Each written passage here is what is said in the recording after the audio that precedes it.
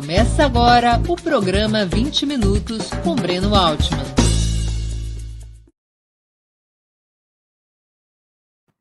Bom dia. Hoje é 21 de outubro de 2021. Estamos dando início a mais uma edição do programa 20 Minutos Internacional. Nosso convidado é o escritor, jornalista e historiador Tariq Ali.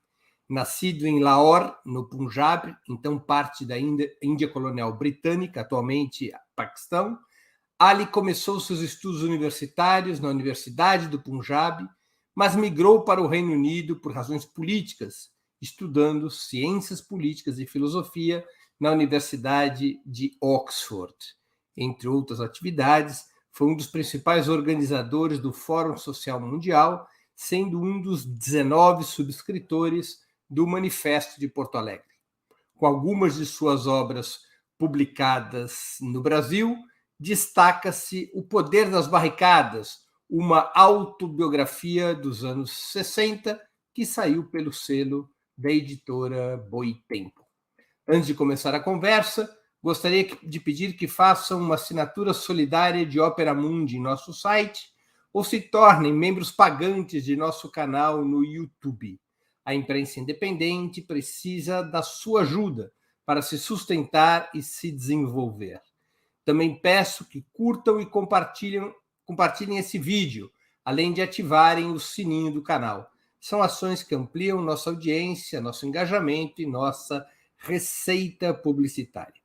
Como esse programa foi previamente gravado, infelizmente não será possível, dessa vez, perguntas de nossos espectadores. Mesmo assim, queria pedir que contribuam com o Super Chat ou Super Sticker durante a transmissão. Good morning, Professor Ali. An honor to have your presence at 20 Minute Show. Thank you for accepting our invitation. I am very happy to be with you. There are very few television shows that I like and respect these days, and you're one of them. Thank you very much, Professor Ali. Professor Ali, the first World Social Forum was held over 20 years ago in Porto Alegre. What balance do you make? Has this initiative lost its validity? I think at the time when the first Porto Alegre conference took place, we were in a very strange situation globally. The Soviet Union had imploded, the entire communist world had collapsed, China was going in a capitalist direction, no one knew where this was going to end up, and many people were feeling at that time extremely demoralized, not knowing which way to go, and then the Porto Alegre initiative took place, and the first gathering in Porto Alegre was extremely important for the global movements, for the left to say, hi, we're still here. We're not going to go away. And we're going to carry on campaigning against social injustice, against capitalism, against imperialism. Now, of course, some people said this in a quiet way. Some people said it in a very cautious way. But that was the message that came out of Porto Alegre. And then at subsequent gatherings, I remember a big meeting with Lula at Porto Alegre. I remember Hugo Chavez arriving from Venezuela to address a meeting. So the merger of movements and progressive leaders of different states was very important, extremely important.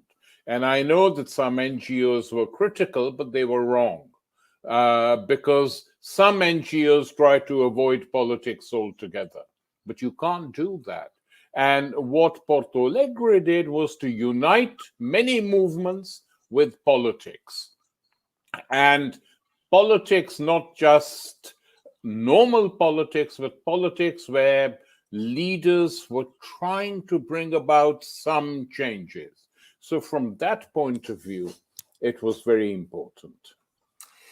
has the election of progressive governments in Latin America reinvigorated left-wing parties which seemed so weakened at the end of the last century? Look, I think we have to look at it in this way, that we were living in a world where the idea of socialism had been discredited, not just for groups so small into numbers of intellectuals, but millions of people all over the world just felt after the collapse of the Soviet Union, there is nothing left. We have got to reach an accommodation with capital and empire. And then you saw the election of governments, especially Chavez in Venezuela, challenging this. Not challenging it in a crazy way, but saying we accept that we cannot create socialism immediately, but we can do certain things. We can create more space for our communities, for workers, for peasants, for cultural workers.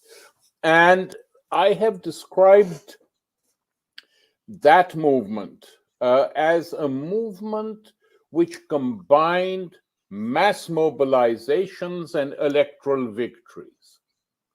And Lula was elected in Brazil, not exactly on the same line as Chavez, but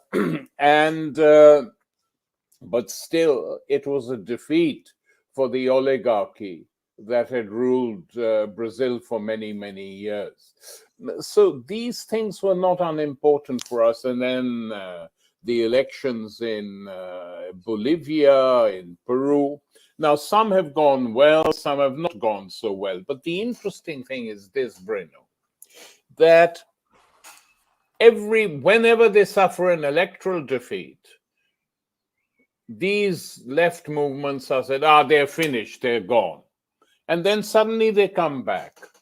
And suddenly you see more victories, like in Peru recently, where the elite went crazy at the election of the teacher president, as we call him. Mm-hmm. Of course. And they couldn't keep him out. And then in Chile, a country where they thought they had solved everything, there was a huge students' movement against the governments, both parties, demanding changes and shifts, which finally led to a referendum on a new constitution, which the left won. So it's not over yet, the pink tide. It's still coming. And it sometimes suffers defeats, but it has not been crushed before, as the movements were crushed by the military dictatorships in the 70s and 80s of the last century. And that in itself is a reflection of what is happening to the Western world itself, the huge rise of the far right in most European countries, the Trump experience in the United States of America, with white supremacy being held up as a good model. And in other continents as well, the rise of Modi in India. So we are not in a world where the left is triumphant, but at least it's present. And for some small things, we have to be grateful. And then with the COVID episode in our history, we see how quickly some of the dogmas of neoliberalism were abandoned. And the state had to intervene in order to save the lives of their people. And in the United States, the stimulus proposed by Joe Biden, not the most radical president America's ever had. Of course. But he had to do what was necessary. So the very system, the form of capitalism that they had been utilizing to crush everyone and to make the rich richer, is not working any longer. And so big debates are taking place both in private and in public on what the future holds. Do you think that the 2009 crisis of capitalism plus the current situation caused by the pandemic could reposition socialism as a real and concrete perspective for large part of humanity? I wish I could say yes. I really do, but I am not sure at all whether it can, and I'll tell you why. The 2008 Wall Street crash, which you just mentioned, didn't result in any real shift, no structural changes. They saw blood coming out of their bodies and they put sticking plaster on it. We can't do anything, let's see if this works. And then soon, within a few years, they were carrying on just like before. They had got away with it. There were no huge movements demanding change till the Gilets jaunes, the yellow vests, are immersed in France, not attached to any particular political current, but a movement from below which shook the French elite without any doubt. And then by the time the pandemic hit the world, they were in a state of collapse. What are we going to do now? And they had to do what many of us had been saying to them for years and years. This form of capital, neoliberalism, is not going to work forever. Sooner or later, it will crash. And then you will have to do what you attack us for saying, utilize the state machine, the state financial system, to actually revive and stimulate the economy, to build a new social infrastructure so that things can at least move forward again. Now, this is beginning to happen, but on a relatively a low level. So we shall see. I mean, the effect of the virus, the pandemic on your own country, Brazil, has been horrific, absolutely horrific, because you are unfortunate to have a Neanderthal political leadership who feels that basically if he pays the military enough and puts military people in every position, he will be safe. But it's not so easy to get away with that. There will be problems, even in Brazil. So it's a very volatile world, Breno, is what I'm trying to say. And how we get out of it depends on the degree of mobilization, whether people believe an alternative, even an alternative within capitalism, is possible or not. But I think there's everything to play for. We shouldn't be too depressed and too demoralized. Why, in your opinion, there is a massive far-right wing in many countries, but not a massive far-left wing?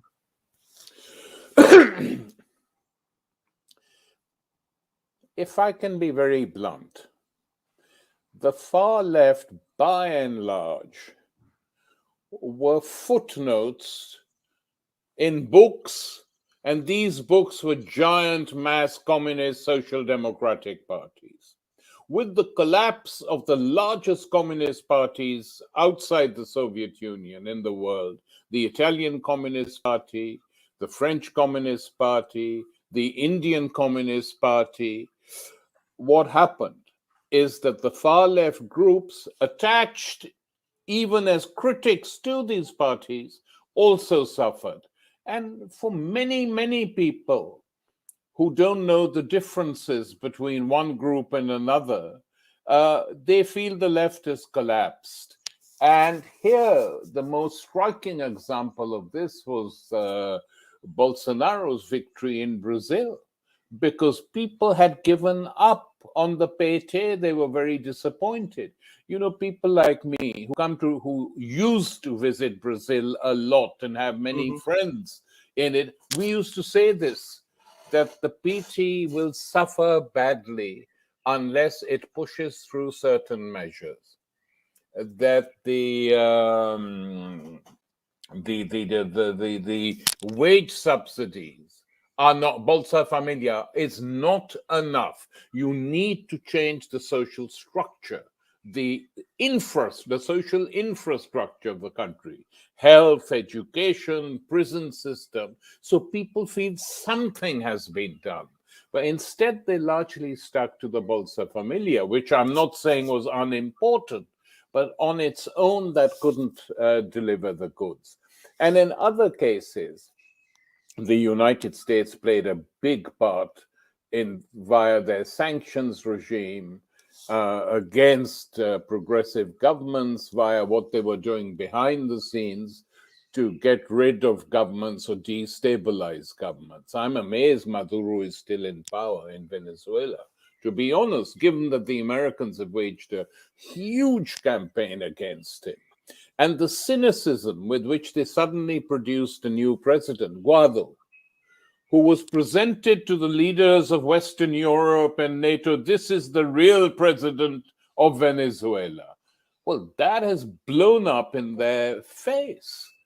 How can he be the new president of Venezuela? And what the US thought was, if we can buy over the Venezuelan generals, that will be enough. We will get rid of Maduro and we will put this place.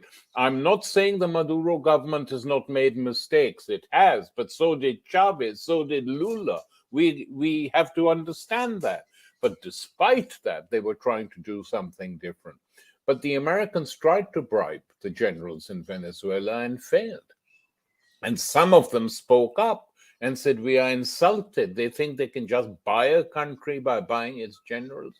And this shocked the Americans because they thought it was easy. They had very bad intelligence. So the left is discredited to a certain extent, but wherever the people experience right-wing governments in power, they suddenly realize we have made a huge mistake. How can we pull out of it? How can we get back? In France, there's a clash now between the President Macron and the far right.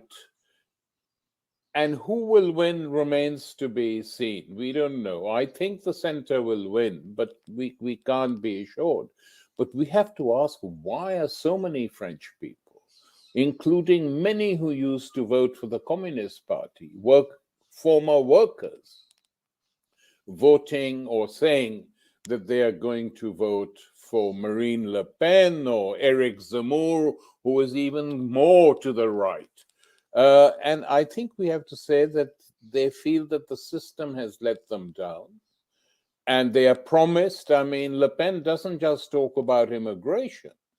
She also talks about employment and state intervention, etc., etc. So people get taken in by this. And I think, unfortunately, the only way is going to be for them to experience a government of this sort.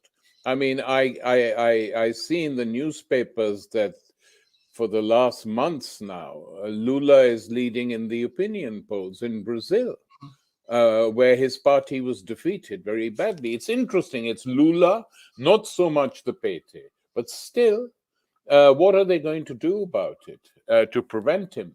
They took him out of the elections through judicial maneuvering. But if he wins again, it will be a step forward. Have no doubt about it. So this is the stage we're in. People don't know what to do. They try one group of politicians, they feel let down. They try another group. For them, it's not a big difference. It's the far right. They say, okay, let's see what they will do. And you can see what they did when they've been in power in Italy. Absolutely nothing for the people.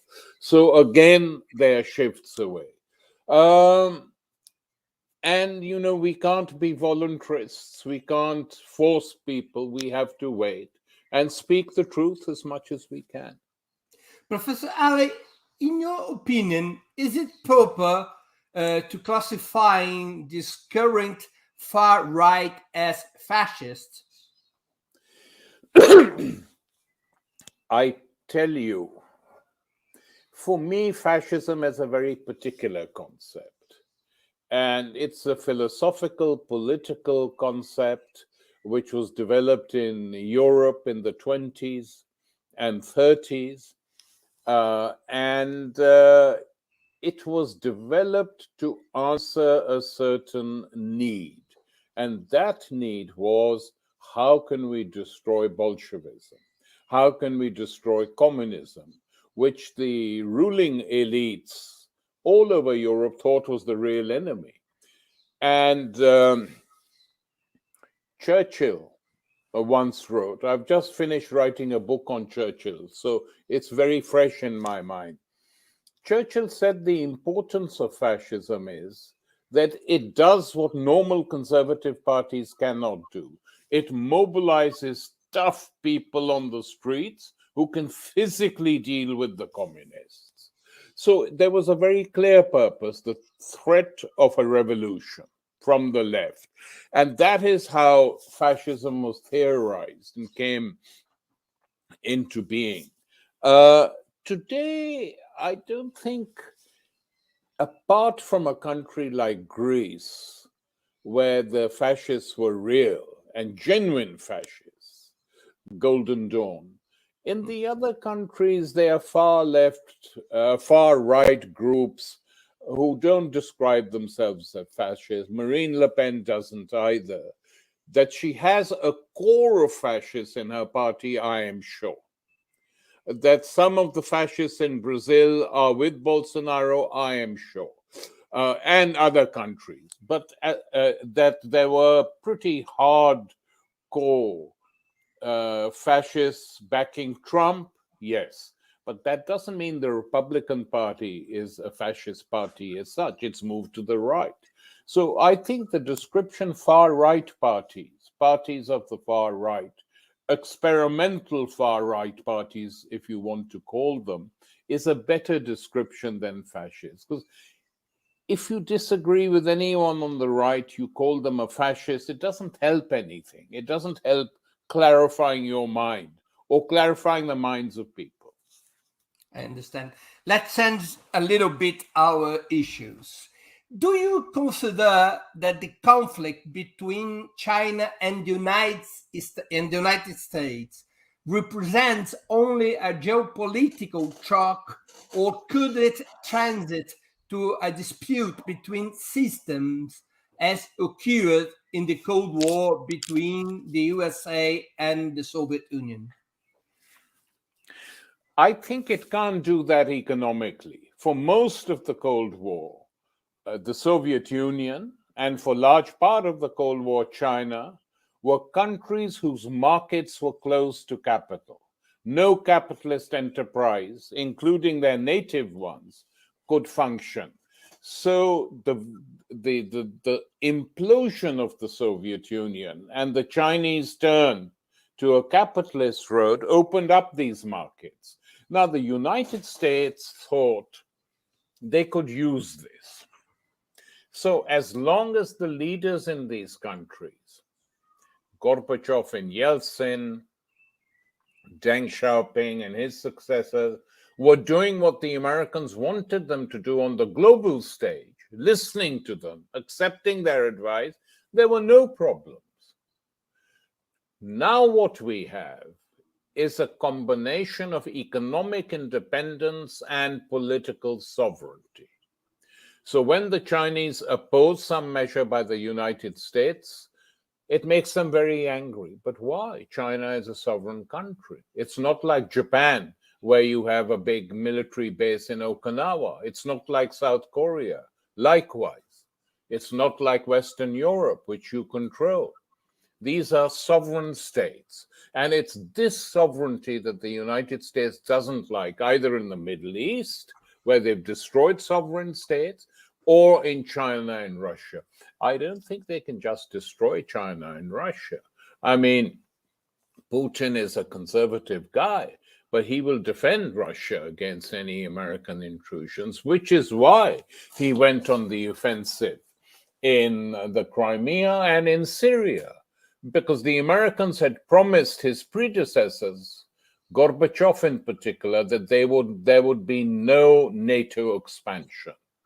And Gorbachev foolishly, instead of saying, okay, let's sign a pact, let's make a deal, and we sign. No, but he believed them naively and thought that they would do what they had promised him because they were honorable people like him. That's what he thought. And Yeltsin carried on in the same old way. Putin has resisted them. Now, whether there will be a Cold War or not, on that scale, I doubt. But what there is a severe conflict in the economic sphere, because China has developed. It's astonishing, the rise of China in economic terms, and it defends its own interests. And these interests often are not the same as US interests. So they behave foolishly. I would say that arresting the daughter of the owner of the big IT company, Huawei, was a gangster operation. Why do you want to start down that? So the Chinese then respond by picking up Canadians, and finally they have to do a deal a few years later. But it was not China's initiative to behave like that. It was the US initiative carried out by an underling state, Canada, who does more or less what the US asks. So what we are witnessing, I would say, is economic rivalries, where the United States, under Trump and under Biden, wants to somehow cripple China. How will they do it? Economically, it's not so easy to impose sanctions on a country the size of China, which has trade relations with the whole world. They can't do it, simply. By force, very dangerous. But by blackmail, by threat, to put pressure on sections of the Chinese people and the Chinese leadership, that's what they are trying. So this new deal with Australia and Britain chucking France out is just designed to have nuclear submarines permanently stationed on the shores of China. Well, the Chinese are capable of responding if you behave as foolishly as that. So it would be very stupid for the US to attempt to sort of weaken China through physical force. Can they do it through Taiwan? I doubt it, because quite a lot of the Taiwanese elite is quite very happy having a big Chinese market. Can they do it to Xinjiang and the Uyghurs? Well, if you try and encourage that, then you destabilize Central Asia again. So the Russians, in other words, will get very angry too. So I'm not saying this will stop the United States, but they do have intelligent people in that country who work for the State Department and the intelligence agencies. Sometimes we forget that because they do such stupid things. But there are people there who think and advise not to do this, not to do that. Which faction wins, I don't know. Professor, do you think that the White House, as it did with Soviet Union, is imposing another arms race in order to break Chinese economy? I'm very worried about it. I'm talking about this last agreement among United States, United Kingdom, and Australia, the AUKUS agreement in Pacific Ocean. I mean, that's what come to my head when I asked you this question. And you're right. When I first read about this agreement, my first thought was, this is very high-level blackmail, trying to force the Chinese to increase their defense budget, like they did with the Soviet Union very successfully. I mean, I can still see in my mind's eye the cover of The Economist magazine when Brezhnev decided to rearm. And the cover said, the joys of rearmament. They knew they were trapping them. The Chinese know all this. So I think they will probably have to increase their defense budget marginally, but they shouldn't fall into the trap that is being laid for them. That would be an economic disaster, not now, but in a few years' time. In your opinion, is China a socialist country, or has the capitalism been restored there? Well, it is, I would describe it as a state capitalist country with the state under the control of the Chinese Communist Party. So it's not exactly your normal form of capitalism. Basically, some Chinese even say this is merely the Chinese version of the new economic policy that was proposed and accepted by Lenin and Trotsky and the Bolsheviks, but which didn't last too long. We have made it last long to build China up, and then you will see. Now, I understand that argument, but the problem is this. If you create a country, certainly which has progressed enormously on the economic front, but you have a real class divide now between rich and poor. One of the sharpest divisions, class divisions, is between the Chinese rich and the Chinese not so rich and the Chinese poor. And the Chinese leadership is aware of this, and they sometimes even invite Western historians to give them talks on how Britain avoided a revolution in the Victorian period. They think about all this, but these things can get out of control. And China has a history of peasant uprisings for 2,000 years, almost for 2,000 years. So the party cannot simply control this through force if there is real discontent. And that they have to be aware of. My own feeling has been that Deng Xiaoping, when he talked about the four demands of the big changeover, should have put in a fifth demand, which is not simply modernization, but accountability, to devise new forms of making the leadership and the new business elite accountable to workers' committees, to some Soviet-style organizations, which would have been good for both sides. But they didn't do that. They went along in their same way. And privately, some of them say, if we had done that, the Americans would have poured in money and created trouble. Well, up to a point. You can have a system, a democratic system, which is not modeled on the United States or the West, but which is actually in some ways more democratic than those systems, because you have occupational democracy, workers' councils, workers' Soviets, how factories are run. But they copied effectively, the businessmen occupied the US model. And Breno, I don't know whether you watch these Chinese soap operas. I watch them just to get an inkling into how they're thinking. And most of them are appalling. Idols being worshipped, money being worshipped. In the past, when they show historical serials, the Qing dynasty did no wrong. They were great emperors. Well, if they were great emperors, how come there was uprising after uprising? So the whole pattern in which the Chinese have developed is to explain how making money is not a bad thing. Well, if you just say that and nothing more, you're basically creating trouble for yourself. I mean, the latest soap opera, for instance, is called Justice. It's based in Shanghai. It's the history of Shanghai in the 20s and 30s. So they show the struggle taking place between different factions of the national bourgeoisie. A good banker emerges and they're bad bankers. And, this is a period when the right-wing nationalists crushed and massacred the Chinese Communist Party. They don't show that.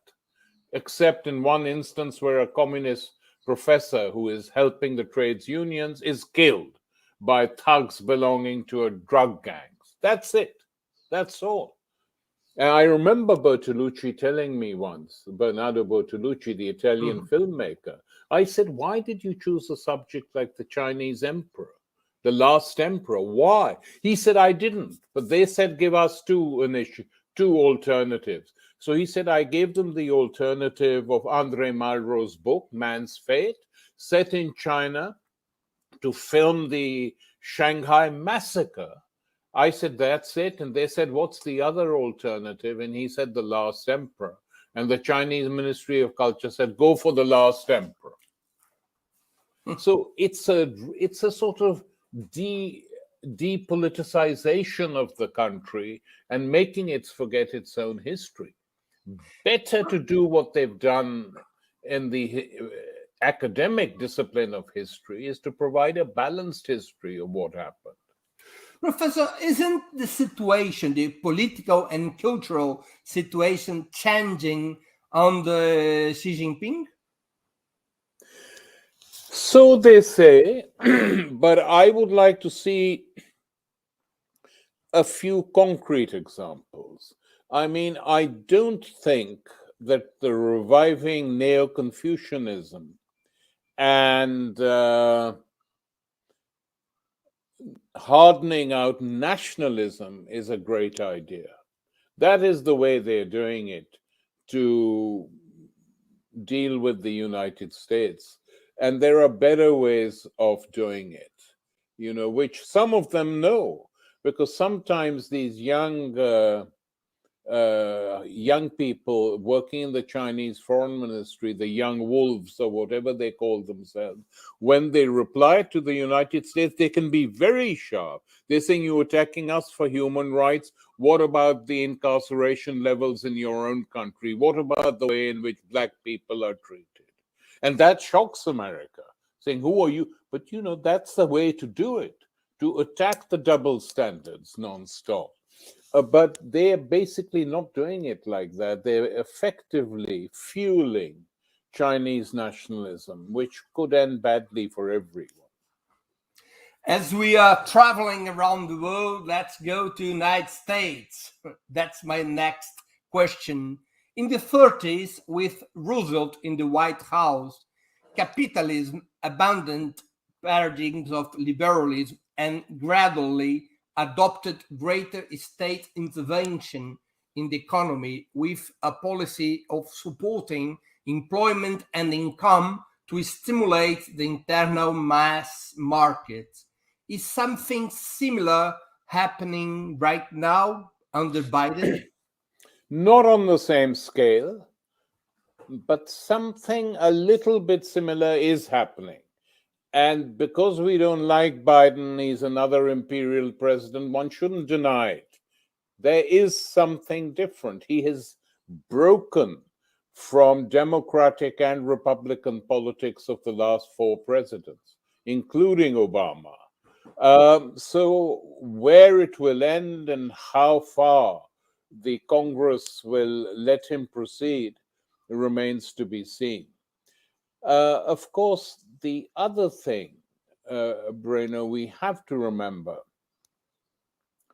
is that the 1930s, the American ruling elite had a very exaggerated notion of what the Soviet Union was. They thought if we do not do what we have to do, the New Deal, there will be a huge rise of support for Soviet Union and communism inside the US. And it was very interesting after the 2008 Wall Street crash. I was in the States and I was watching the television, and I think it was Robert Reich, one of Clinton's former colleagues, who was asked, why aren't you doing what FDR did in the New Deal to deal with the economic crash? And the guy just raised his hands and said, because there is no Soviet Union. We don't feel threatened at all. And that is absolutely right. They don't feel threatened. So they feel they can get away with anything. Here they had to act because American politics was going in a very strange way. And Biden did what Obama should have done in 2008. But we'll see how it turns out and how far he can go. Is the Biden government a positive or negative factor for the nations and peoples on the periphery of the capitalist system? I think it is like on that front, it is like any other government the United States has had. It's an imperial power, and it treats countries on its periphery as an imperial power, not to mention countries far away from it in the Pacific. So on that, nothing much has changed. I mean, this offensive against China is really very foolish. But the withdrawal from Afghanistan was good and had to be done. Even Trump was prepared to do it, but they couldn't complete the negotiations. And they had to withdraw from Afghanistan because they had failed. Completely and totally failed. Otherwise, you cannot explain how a 20-year occupation can be rolled back in 7 days by a guerrilla army, and that the 300,000 strong puppet army, which you have created over 20 years, just collapses overnight. And now they're attacking the Taliban for not accepting a transition government. And the Taliban leadership said, I was reading it, they said, we are prepared to accept, but the person you wanted us to be in a transition government with, your former puppet president, ran away from the country with 3 jeeps full of US dollars, millions of dollars, transferred them to a helicopter and flew out of the country. So tell us, who should we have a transition government? That is the scale of Afghanistan has been a huge political and ideological disaster for the US. Regardless of what we may think of the Taliban, we have to accept that. It's been huge. And they know it, and their people know it, which is why the Western governments who supported them are saying you shouldn't have left, but why did you go? But the question is, are you so totally dependent on the United States that you have to do what they do? To which the answer is yes, they are. They can't do anything independently of the United States. Professor, after the end of the USSR 30 years ago, we witnessed a strong movement of adaptation by the left, or broad sectors of the left, to the perspective of a market economy and liberal democracy. Is this still the dominant feature of left-wing parties on a global scale? Well, it depends on what you call left-wing parties. If you're talking about social democratic parties, then the answer is yes. The German Social Democrats, the British Social Democrats support the United States system and what it does everywhere. You will never hear any senior leader criticizing it. Some members of parliament, of course, but the parties are now firmly under control, if I can put it like that, of the state apparatus. They are state parties, and they don't threaten or challenge what they see as the interests of that state. Left-wing intellectuals started collapsing in France in the late 70s, and that process has continued. I would say, that France, which many of us used to once regard as the intellectual workshop of the world, is today one of the most reactionary countries in Europe. It's frightening. The speed with which they changed and the debased quality of the mediatic intelligentsia and the people who masquerade as intellectuals but are actually state intellectuals, who carry out what the state wants them to carry out, support all the wars, attack the Muslim population in France. Islamophobia is on a very high level in France today. And I would say that the Marxist intelligentsia collapsed in most countries a long time ago. It's now largely on campuses where they organize conferences. But, Marx was not just in favor of thinking, he was in favor of acting. And that space for action they have cut themselves off from. Now, sometimes I argue with them. I said, okay, the things are not as they used to be, but you have to relate to what is going on. Give it advice, participate in it. Don't run away saying, oh, there's nothing we can do. Capitalism is the only game in town. That's what they started saying. I don't think they could be on that position. But basically, they've discredited themselves so much now that they are not taken that seriously. The last of the great French intellectuals was Pierre Bourdieu, who tried to think, who thought hard. And it's funnily enough, I was in Brazil at a conference organized by Candido Mendes, which was like a surreal event. And suddenly a helicopter lands up with the guest of honor at this conference, who was a French bourgeois intellectual called Luc Ferry. And he comes up to me, recognizes, hi, how are you, Tariq Ali? I said, I'm well. What do you think of Pierre Bourdieu? I said, he's the best intellectual your country has. Oh, you think so? He's an idiot. I said, if he's an idiot, then who have you got? And he wanted to say me, but he didn't quite manage to say that. So it's this type of people who have dominated French culture now for many, many years. It's very depressing. And even Germany is going down the same route. There are good people in Germany, but they're too caught up now in the disastrous situation that exists there on a political level, with the collapse of social democracy, the collapse of their Christian democracy and beloved Angela Merkel.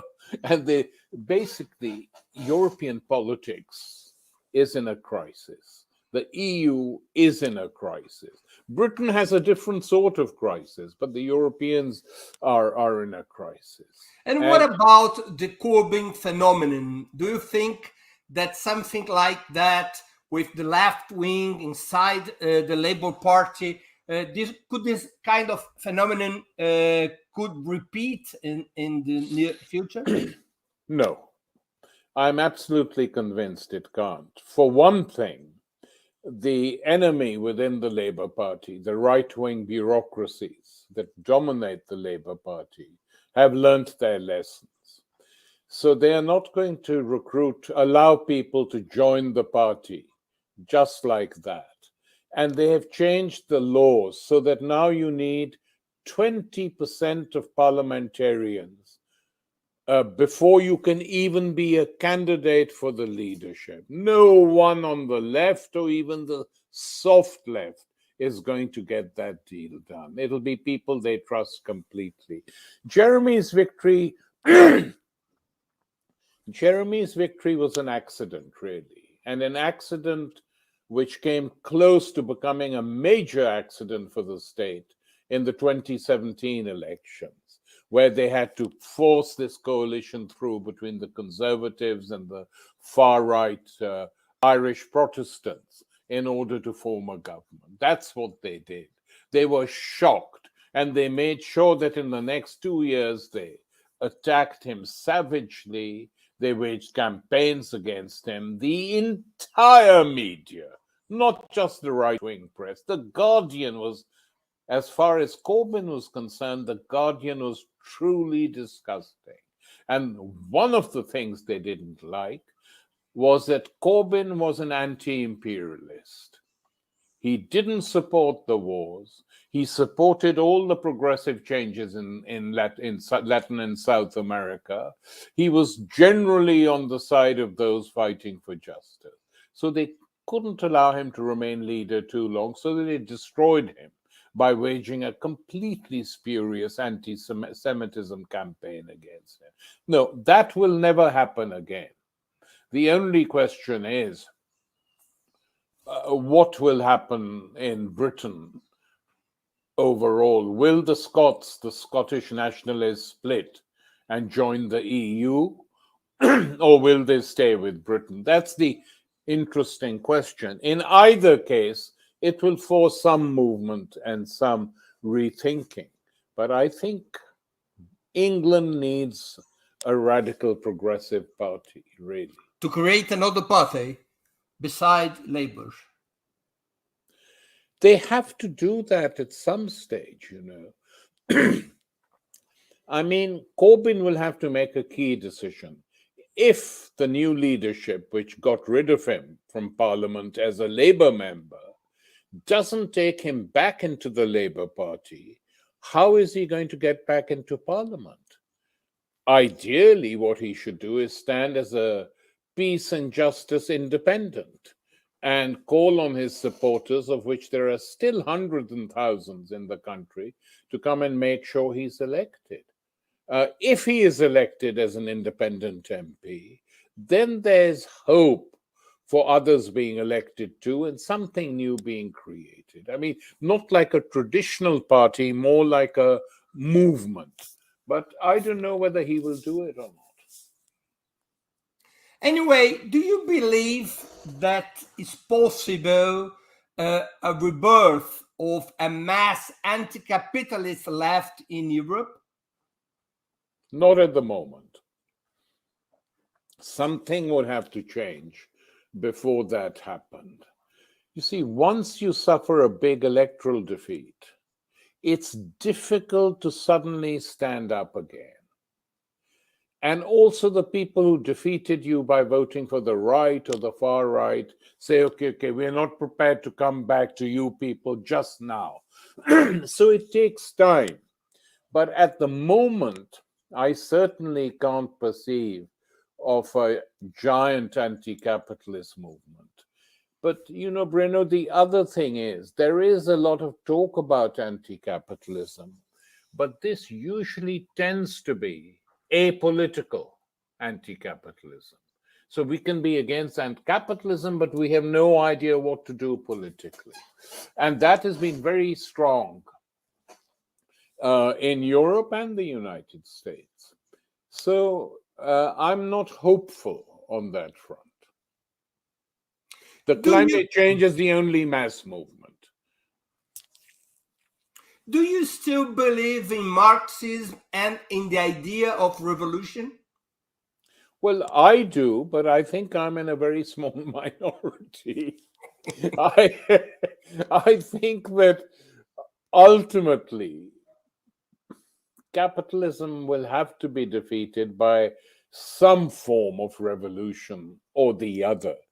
I can't specify to you what model, because there aren't any models. But if it isn't defeated, it will carry on like this. And some people who are completely cynical now said maybe the system will blow itself up. I said no. Capitalism is not a system that blows itself up. It blows its enemies up. And its enemies are quite weak now, if the truth is told. Professor Ali, we are arriving to the end of this very interesting and exciting interview, and I would like to make you two more questions I always do to our guests.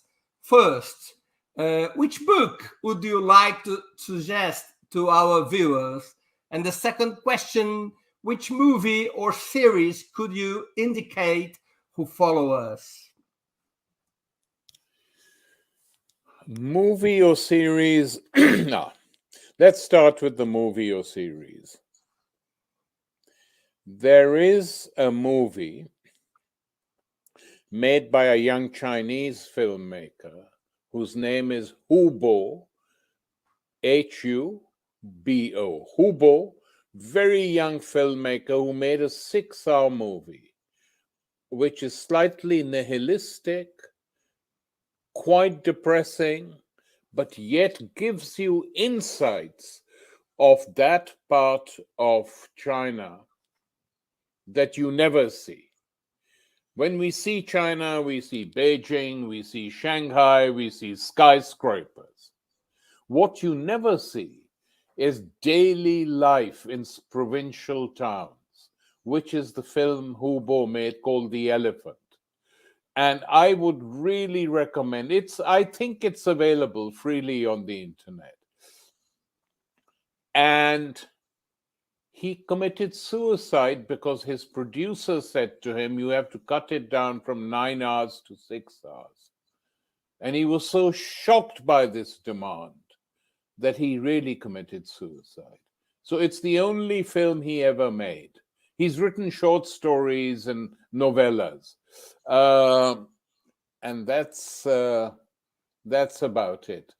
So I would recommend Hubo's movie. You have to make some time to see it because it's 6 hours, but you can have breaks for lunch and tea and supper and carry on. Like a cricket game. Like a cricket game.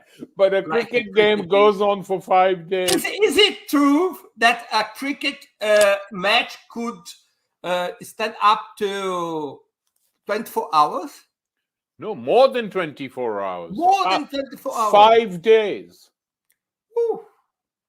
And that people is stay that at is stadium? yeah. We used to stay up. I still do. Many other people still do. Cricket is like chess. It changes. You don't know who's going to win, except sometimes.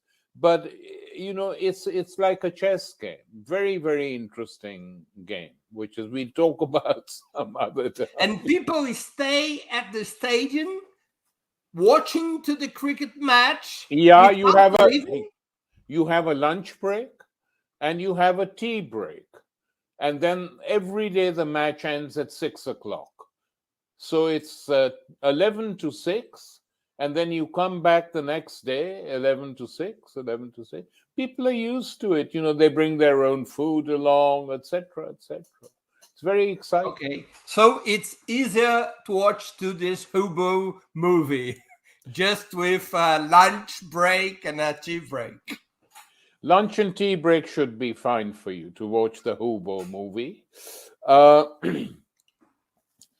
And then in terms of books, well, the book I liked very much, I'm trying to remember the author's name now because there are two books I liked very much. One is a Japanese novel written by a young Japanese writer. She wrote it when she was very young. And it's about the lives of young people at school. I really have forgotten the name. But the other book, which I liked very much, is that I've just finished yesterday. It's a book called In Memory of Memory, and it's by a Russian, Maria Stepanova, translated by Sasha Dugdale, published by Fitzcarraldo Editions. And this book,